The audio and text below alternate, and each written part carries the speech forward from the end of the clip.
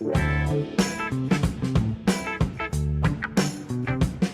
principal questionamento que eu fiz para as pessoas quando eu saí da sessão do The Flash, da sessão que eu assisti, que faz uma semana já, foi um questionamento semelhante ao que eu tenho feito com relação a vários filmes-evento, vários filmes de super-herói nos últimos anos, mas que aqui, na minha opinião, chega num ápice, que é o seguinte: quando foi que esses filmes deixaram de ser sobre eles mesmos? E aí eu não me refiro só ao personagem, eu não me refiro só à HQ que deu origem, não. Me refiro ao filme, ao filme como a história que ele tem para contar, o universo que ele tem para contar, a mitologia que ele tem a oferecer, a premissa que ele tem a desenvolver, enfim, tudo que está dentro dele, ou tudo que deveria estar dentro dele. The Flash, que é dirigido pelo Andy Muschietti, o diretor mais conhecido por It, parte 1 e parte 2, mas que também dirigiu pouco tempo antes o Mama, né? Quer dizer, um diretor, mais um diretor de super-herói que vem do terror, são dezenas a essa altura, né? Que são recrutados de filmes de terror de sucesso. É um filme que, no fim das contas, apesar das qualidades que ele tem, eu vou chegar nelas rapidamente aqui, ele, em última análise, é um filme sobre outros filmes. Ele é um filme sobre um universo, ele é um filme sobre expectativas construídas acerca de aparições e acerca de citações. E é isso que, no fim das contas, prevalece, infelizmente, nessa experiência. E é, infelizmente, também isso que certamente vai agradar muita gente. Eu fico muito solitário quando eu estou num ambiente de fãs de HQ, de fãs de super-herói, porque o que as pessoas esperam ver nesses filmes é precisamente aquilo que, a essa altura do campeonato, eu não aguento mais. E aquilo que eu até dou valor, aquilo que eu relevo, aquilo que eu acho interessante, é às vezes aquilo que essas pessoas desse nicho não dão nenhum tipo de importância. E se você, assim como eu, se interessa por essa visão de alguém que está um pouco mais de fora do universo propriamente e prefere analisar os filmes como méritos isolados cinematográficos dele, eu vou lembrar você que se inscreva aqui embaixo no canal e curta o vídeo, porque isso ajuda muito o canal a crescer. Logicamente, também não se esqueça de deixar o sininho das notificações ativado para receber notificações quando a gente postar vídeos novos aqui. E caso você queira acompanhar outros comentários que eu faço sobre cinema, você pode me acompanhar tanto no Twitter quanto no Letterboxd. Nos dois casos, eu estou sempre comentando sobre filmes que estão lançando agora e sobre cinema de modo geral. The Flash é sem dúvida nenhuma o filme mais hypado, né, da Warner DC desse ano. Eles já tiveram nesse primeiro semestre um filme absolutamente jogado na sarjeta, que foi o Shazam 2, Fúria dos Deuses, que foi um fiasco completo, um fiasco criativo, um fiasco artístico, um fiasco de bilheteria, enfim, tudo que tem direito.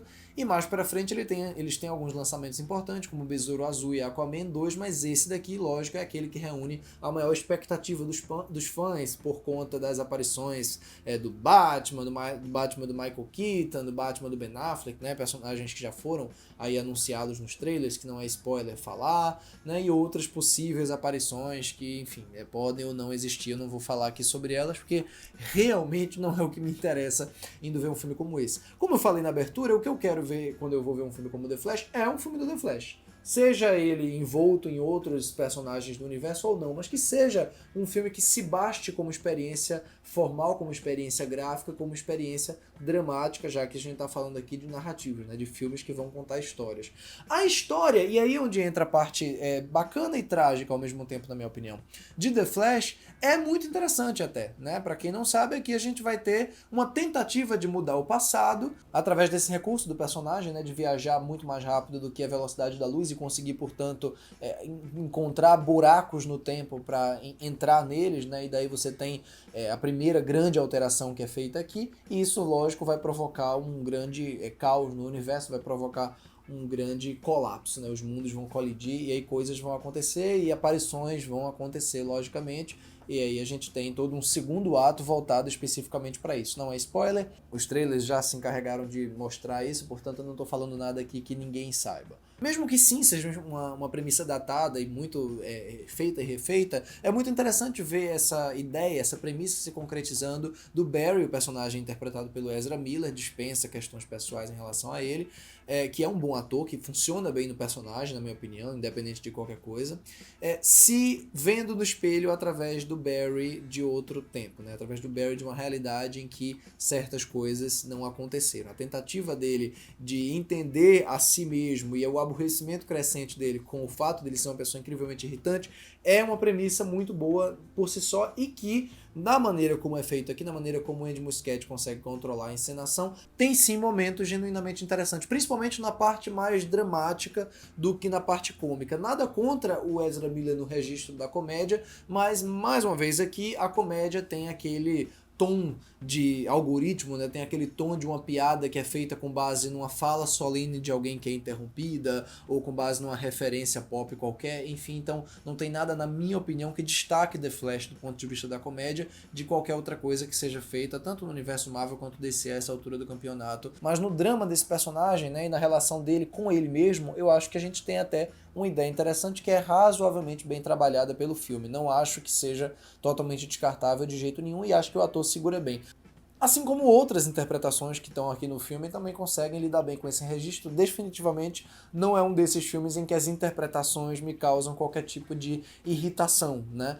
E também, aí vale dizer, não é um filme que o visual, propriamente, a concepção visual me cause grande estranhamento. Sim, a computação gráfica range em vários momentos, sim, é um CGI profundamente artificial na maior parte do tempo em que ele se manifesta com maior exuberância, mas honestamente, é aí onde entra aquela questão de coisas que incomodam muita gente que não me incomodam, aqui particularmente eu acho até que essa artificialidade faz um certo sentido e às vezes consegue provocar uma desolação que eu, pelo menos, acho que funciona dentro desse universo, funciona dentro dessa história aqui que eles estão contando em The Flash, ou pelo menos dessa parte de história que eles estão contando em The Flash. Agora, o problema é que no meio de todas essas qualidades, na minha opinião, o filme nunca consegue esconder o fato de que ele parece um compilado de propagandas do universo DC. Parece um compilado de um filme que ele poderia ser, ou de possibilidades cinematográficas que ele poderia oferecer. Ele nunca parece um filme completamente fechado em si mesmo. Ele depende muito dessa nostalgia, dessas poses e dessas músicas do Danny Elfman tocadas em momentos particulares, ou seja, questões que envolvem muito mais uma bagagem pessoal do espectador com esses personagens ou com esse universo, do que propriamente o que ele está tentando fazer. Eu não imagino de maneira nenhuma uma pessoa que não tem qualquer familiaridade com o universo DC, ou com os quadrinhos, ou com filmes anteriores do Batman, o que quer que seja, se arrepiando ou ficando feliz, ou gritando no cinema, ou tendo vontade de gritar no cinema, porque gritar eu acho feio, independente de qualquer coisa eu acho feio. Eu não consigo imaginar uma pessoa que não tem essa relação se envolvendo dessa maneira com o filme. Eu acho que esse envolvimento, de modo geral, vem muito dessa expectativa pelas aparições e não pela construção propriamente do que eles estão fazendo com essa história aqui. E eu repito, havia sim uma história bacana, uma premissa bacana, que poderia ser muito mais interessante, muito mais bem desenvolvida, se o filme não tivesse, durante a maior parte das 2 horas e 20 dele, um grande buraco, né, um grande buraco no tempo dedicado a outras coisas. Fazendo aqui o advogado do diabo, eu poderia até dizer que isso faz parte da própria ideia de The Flash, essa ideia de possibilidade, de multiversos, essa ideia até desoladora de que tudo, no fim das contas, vai resultar num mesmo fim. Isso poderia estar, de alguma forma, refletido no filme, mas aí seria muito mais eu tentando dar uma interpretação quase metafísica para essa falta de substância real no filme do que propriamente um mérito particular dele, acho eu. A prova de que ele tinha, sim, potencial dramático na base da ideia, né, da sua existência, é uma cena climática, dramática, lá no terceiro ato, lá no quase epílogo do filme. Sem entregar nada, é uma cena em que um abraço, pra mim, toca muito mais do que qualquer coisa que ele esteja fazendo até ali. É uma coisa original? Não, de maneira nenhuma, mas que ele faz de uma maneira forma particularmente bonita. Eu gosto tanto da interpretação do Ezra Miller nesse momento, quanto da direção, quanto de determinadas escolhas ali da cenografia também. Então, assim, é um filme que, na minha opinião, poderia ter sido um filme muito bacana, um filme muito bom, caso fosse contada a história que ele está se propondo, caso ele não dependesse tanto desse elemento extra-filme, caso ele não dependesse tanto dessa coletânea de aparições. E tem outras aparições aqui que me dão muita vergonha mesmo, porque você vê claramente o algoritmo do estúdio, você não consegue enxergar nada além da imagem dos produtores, você só consegue enxergar o pessoal piscando para você e dizendo: olha aí o que a gente tem preparado mais para frente, olha aí o que a gente poderia ter oferecido a vocês. Então, o questionamento de sempre, e que se faz mais necessário em The Flash do que nunca, é: quando foi que esses filmes passaram a ser sobre outras coisas que não eles mesmos? Faz um tempo já, e aqui o ápice é inegável. É por isso então que na minha cotação The Flash fica com 2,5 estrelas.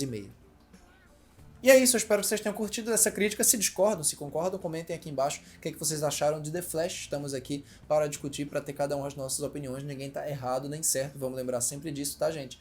É isso, um grande abraço para todos e até a próxima. Tchau, tchau.